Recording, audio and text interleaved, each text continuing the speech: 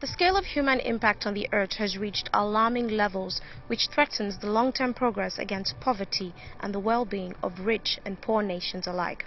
Many natural resources and ecosystems essential for human and societal well-being are being destroyed, such as biodiversity, air and land pollution, water shortage, and deforestation, among others.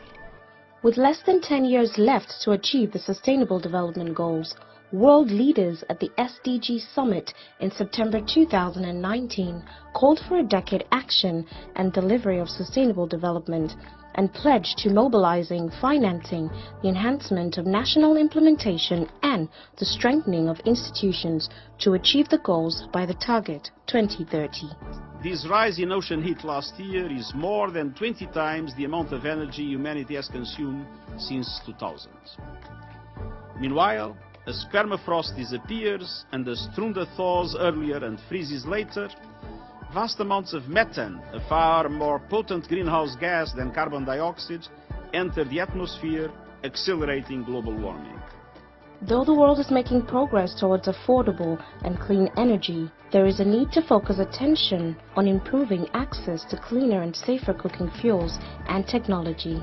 Despite an increased access since 2010 at an annual rate of 0.5 percentage point, reaching 61% of the global population in 2017. This is considered to be too slow to meet the Sustainable Development Goals target that still leaves nearly 3 billion people dependent on inefficient cooking systems that lead to pollution and which causes nearly 4 million premature deaths each year. On the global agenda, we explore the development opportunities across the 17 Sustainable Development Goals, from no poverty, reduced inequalities, gender equality, climate change, and more. Goal 4 is aimed at ensuring inclusive and equitable quality education and the promotion of lifelong learning opportunities for all. Education enables upward socio-economic mobility and is key to escaping poverty. 262 million children and adolescents were still out of school in 2017. Nearly one-fifth of the global population is in that age group. 64 million were children of primary school age, 61 million adolescents of lower secondary age, and 138 million youth of upper secondary school age. The name Education in Bottle was coined out from the fact that if we are to meet up with the SDG goal number 4 by 2030, we need to look at alternative means, of bringing children, back to school, because the statistic is quite overwhelming. We have close to 13 million children out of school.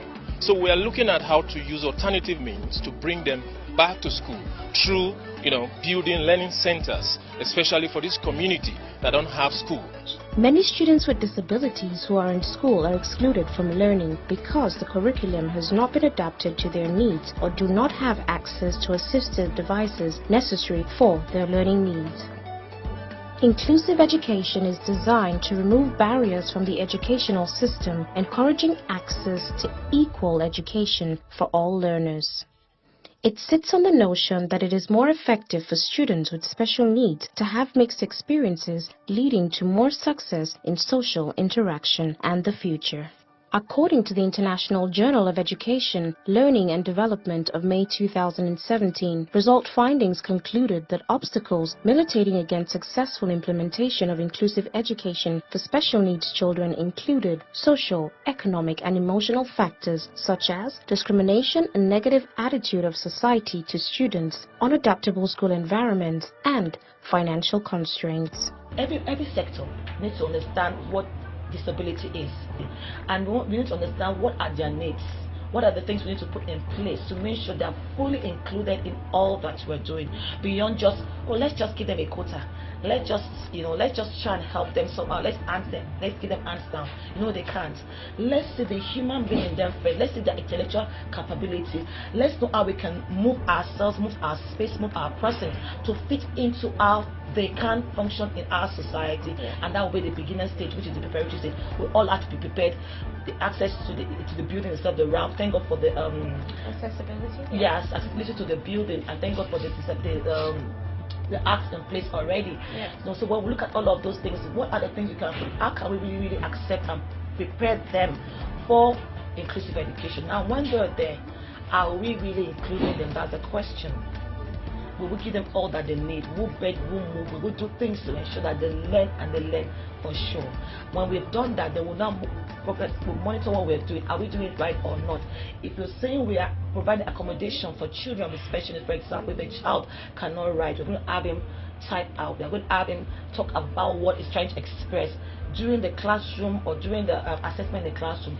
Then during external examination, so that same accommodation will be provided for that child in external examination. So it has to be holistic, and we all have to be ready to embrace inclusive education. The majority of the challenges we face is how do we manage these children, how do we get them educated. So that lack of knowledge of how to practice inclusive education is a big one, and then the financial implication on the parents and the school is another big one.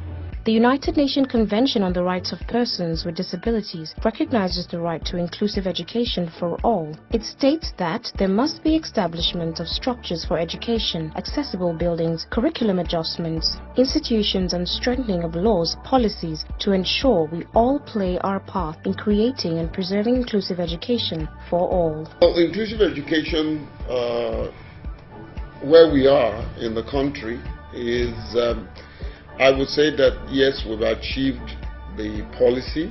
The policy has been formulated and approved, and I think that's the only place where we are.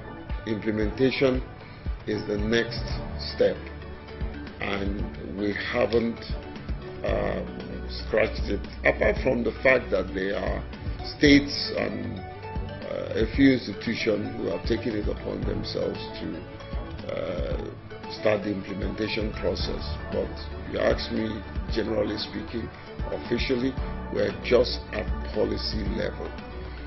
Implementation has not started, and I think a program like yours is a platform to further advocate for the implementation of the national policy on inclusive education.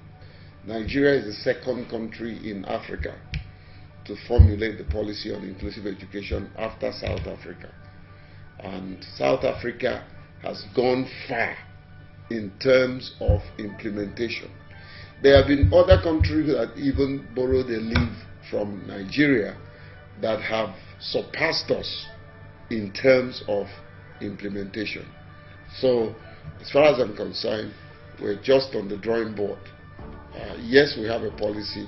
A policy without implementation is a piece of paper that is on the shelf, and we need to implement the very program, policy that federal government of Nigeria signed at the UN level, that they are going to implement it. If we can consider them as part of us, we will prepare for them. And we don't even have any choice than to prepare for them now. We don't. When you have people with a hearing problem, you have people with visual problem, and all that. You see, in life, we all pray that we don't get disabled. But the truth of the matter is that so far you are still living, anybody can be disabled. That's very correct. So we should have that love for one another. Children of today are leaders of tomorrow. Education is a very important weapon to prepare children for their future roles as leaders of the community. Leave no one behind. Thank you for joining me on the Global Agenda. I am Ukemere Tokwa.